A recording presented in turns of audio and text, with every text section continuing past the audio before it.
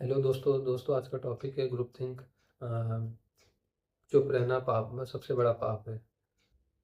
तो इमेजिन करिए कि आप एक ऑफिस के टीम मीटिंग में हैं और आपके बॉस ने एक आइडिया लेके आया है। और ये आइडिया जो है आपको पता है कि ये वर्क नहीं करेगा क्योंकि इसमें बहुत सारे लूप होल्स हैं, बहुत सारे फ्लॉज हैं। और आप इसके अगेंस्ट बोलने ही वाले थे कि आप देखते हैं कि आपके टीम के बाकी लोग चुपचाप गर्दन हिला रहे हैं या फिर नोट्स लिख रहे हैं।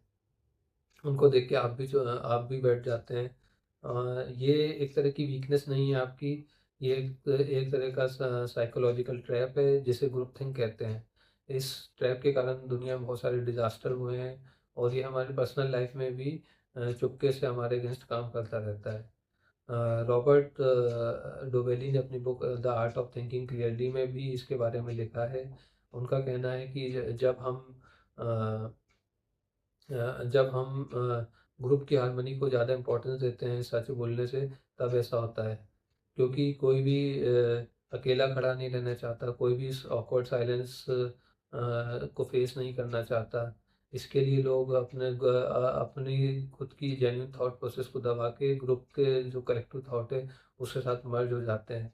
रिजल्ट होता है कि एक टैलेंटेड स्किलफुल ग्रुप होने के बाद भी हम सही डिसीजन नहीं ले पाते और उसका हमें नुकसान उठाना पड़ता है।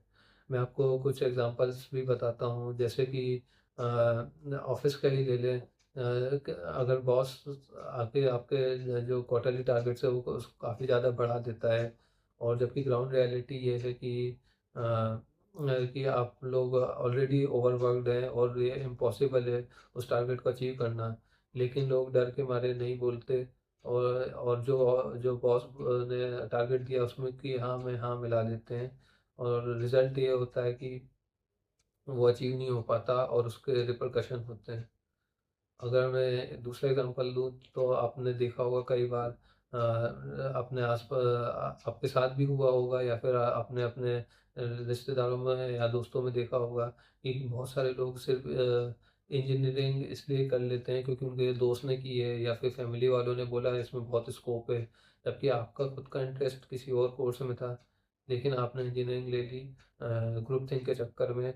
और जब आपने इंजीनियरिंग के 4 साल बाद आपको रियलाइज़ होता है कि आप इस कोर्स के लिए बने ही नहीं थे, आपका इंटरेस्ट तो किसी और चीज़ में था। तो ग्रुप थिंक के चक्कर में आपने अपना करियर ही डिसाइड कर लिया, लेकिन तब तक बहुत देर हो चुकी है। एक और जो रियल लाइफ भी कह सकते हैं उसको, वो एग्जांपल है नासा का जो स्पेस शटल था, चैलेंजर स्पेस शटल। तो 1986 में नासा ने चैलेंजर स्पेस शटल लॉन्च करने वाली थी, लेकिन उसकी एक गैस्केट में क्रिटिकल गैस्केट में कुछ प्रॉब्लम थी। इंजीनियर्स ने वो देख लिया था और अपने मैनेजमेंट को जाके बताया भी था कि इसमें एक इशू है इसलिए लॉन्च हमें अभी नहीं करना चाहिए, लेकिन मैनेजमेंट ने उस वार्निंग को इग्नोर करा। और उसको क्योंकि जो डेडलाइन है वो ऑलरेडी पब्लिश कर दी थी पब्लिक में मैनेजमेंट ने, और वो लोग बहुत ज़्यादा ईगर थे लॉन्च करने के लिए और उन्होंने लॉन्च कर दिया जो स्पेस शटल था, जो कुछ ही सेकंड्स बाद डिजास्टर में कन्वर्ट हो गया। तो इन इन एग्जांपल से हमें ये पता चलता है कि ग्रुप थिंक के क्या-क्या नुकसान हैं। अब मैं आपको इसके साइकोलॉजिकल कंसेप्ट के बारे में बताता हूँ कि ये आया कहाँ से। तो ये जो है एक बेसिक ह्यूमन इंस्टिंक्ट से आता है। क्योंकि जब हम ट्राइब्स में रहते थे, तो कोई भी जो इंसान है वो कभी ट्राइब से अलग नहीं जा सकता था क्योंकि उसके लिए जान को खतरा था। इसीलिए वो जो ट्राइब के जो भी रूल्स थे वो फॉलो करता था और ट्राइब की हाँ में हाँ मिलाता था। लेकिन आज के ज़माने में हमें इसकी ज़रूरत नहीं है।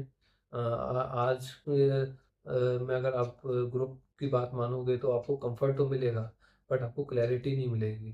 तो comfort equal to discomfort equal to clarity है। अ, और ग्रुप की हाँ में हाँ मिलाना कंफर्ट है। तो इसका मैं आपको टेक अवे यही कहूँगा कि आप लोगों को आपको हमेशा ये सोचना चाहिए कि ग्रुप में कोई ना कोई ऐसा ऐसा पर्सन हो जो जो डेविल्स एडवोकेट का रोल करे। जैसे कुछ जिसका काम ही है कि जो भी आपने प्लान प्रपोज किया है उसमें कुछ बुराई निकाले, जिससे जो ग्रुप थिंक वाला जो ट्रैक है वो टूट जाए। और जब भी आप कोई डिसीजन लेने जा रहे हो तो आप उसको एक बार खुद अकेले में बैठ के सोचें कि इस चीज़ के बारे में मेरा क्या व्यू है, और उस व्यू को लिख लें। और उसके बाद ग्रुप ग्रुप में जाके उसको ग्रुप की बातें सुने या उसको पॉइंट को डिस्कस करें। उससे होगा ये कि आप जो ग्रुप का जो कलेक्टिव डिसीजन है उससे आप इन्फ्लुएंस नहीं होंगे, और आपको पता होगा कि मेरा खुद का थॉट प्रोसेस है उससे ये रिजल्ट आ रहा है। तो आपको ये जो साइकोलॉजिकल ट्रैप है ग्रुप थिंक, उसके बारे में जान के कैसा लगा मुझे बताइएगा। Thank you.